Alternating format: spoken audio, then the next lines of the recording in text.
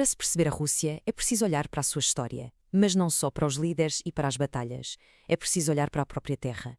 Porque a geografia russa, implacável como é, e a sua história turbulenta estão, na verdade, profundamente ligadas. Vamos então mergulhar nesta história.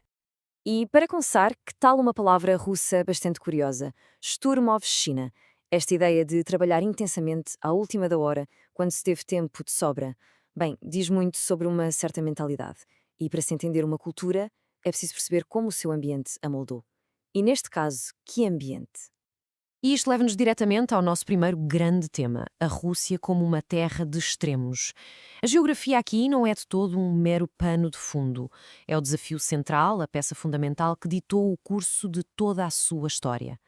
É, de longe, o maior país do mundo. Uma massa-terra tão gigantesca que se estende por 2 continentes, da Europa à Ásia. E a principal linha que os divide? São os Montes Urais, que separam a parte europeia daquela imensidão asiática a que chamamos Sibéria. E esta imagem mostra o impacto disto de uma forma brutal. À esquerda, as temperaturas médias anuais. Reparem nos azuis e roxos profundos que cobrem a Sibéria. À direita, a densidade populacional. A correspondência é quase perfeita. As pessoas vivem onde o clima deixa, concentradas ali, na parte ocidental, que é um pouco mais amena. A escala é uma coisa quase impossível de imaginar. O país atravessa 11 fusos horários. 11! Pensem nisto. Quando o sol está a nascer numa ponta, na outra já é noite cerrada. Então, na prática, o que isto quer dizer? Quer dizer que a esmagadora maioria da população, cerca de 80%, vive a oeste dos Urais. E porquê? Simples. É aí que estão as condições para a vida. O clima é mais suave, os solos são mais ricos e, crucialmente, existem rios que funcionam como verdadeiras artérias para o comércio e a comunicação. E é neste palco, vasto e tão exigente, que entram os primeiros protagonistas desta história. Os povos eslavos e, um pouco depois, os recém-chegados vindos do norte, os vikings. Os primeiros eslavos foram se expandindo pela Europa de Leste e, de forma muito inteligente, instalaram-se ao longo das margens dos rios. É que estes rios não eram só fontes de água, eram as autoestradas daquela época. Criaram uma rede comercial vital que ligava a Escandinávia, lá a norte, ao riquíssimo Império Bizantino, a sul. E é então que os vikings, também conhecidos como vareques, entram em cena. A história acelera. Em 862, um chefe chamado Rurik funda um principado em Novgorod.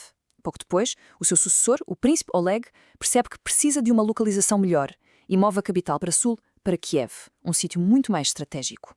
E assim, nasce o primeiro Estado russo, a Rus de Kiev. Com Kiev como centro, esta federação de principados começa a ganhar uma cultura própria, a florescer, entrando naquilo que ficou conhecido como a sua Idade de Ouro. E muito disto deveu-se à visão de um só líder. Este homem é Vladimir o Grande.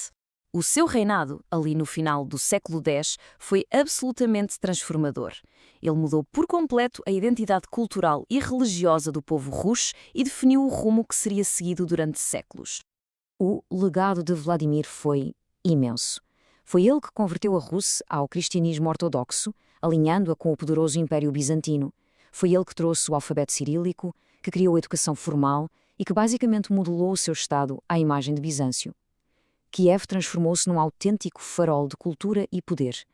Mas todo este desenvolvimento cultural, esta ligação crescente à Europa, estava prestes a ser interrompido da forma mais brutal possível.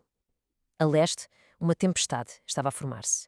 Uma que iria isolar a Rússia do resto do mundo durante séculos. A questão é, o que é que poderia travar o progresso de uma civilização em plena ascensão que estava a criar laços tão fortes com o resto da Europa?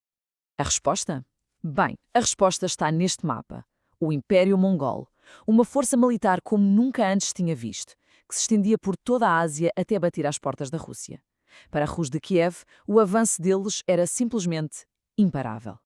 Em 1237, os exércitos de Batu Khan, neto de Genghis Khan, invadiram. Os príncipes russos, completamente desunidos, foram derrotados um a um. Cidades inteiras, incluindo a magnífica Kiev, foram saqueadas e arrasadas. E durante quase 250 anos, os Estados russos foram obrigados a pagar um pesado tributo à Horda Dourada, o Khanato mongol que os governava. Este período, o chamado Jugo Tártaro, cortou-os por completo do que se passava na Europa, onde, por exemplo, o Renascimento estava a florescer. Mas, como tantas vezes na história, É das cinzas que algo novo surge. Um novo centro de poder começou a emergir, jogando um jogo muito longo e muito paciente para, um dia, recuperar a soberania russa.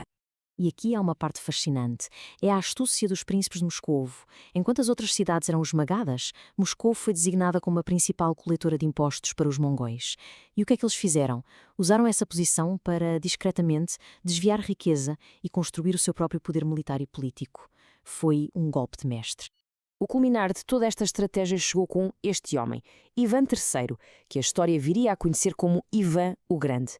Foi ele que, finalmente, sentiu que Moscovo estava forte o suficiente para lançar o desafio, para desafiar abertamente o domínio mongol. E o plano dele desenrolou-se em 3 fases cruciais. Primeiro, a vitória. Em 1480, Ivan liderou as suas tropas e pôs um ponto final no jugo tártaro. Mas ele não parou por aí. A seguir, a unificação. Virou-se contra os outros principados russos, conquistou-os e unificou todas as terras sob seu comando. E, por fim, a fundação. Com tudo isto, ele lançou as bases para um novo Estado russo, forte, centralizado, a Moscóvia. E isto deixa-nos com uma questão fundamental. Um Estado forjado por uma geografia extrema e por séculos de isolamento forçado, como é que este novo poder centralizado em Moscovo se iria relacionar com o mundo exterior? A resposta a esta pergunta iria definir os próximos 500 anos da história russa.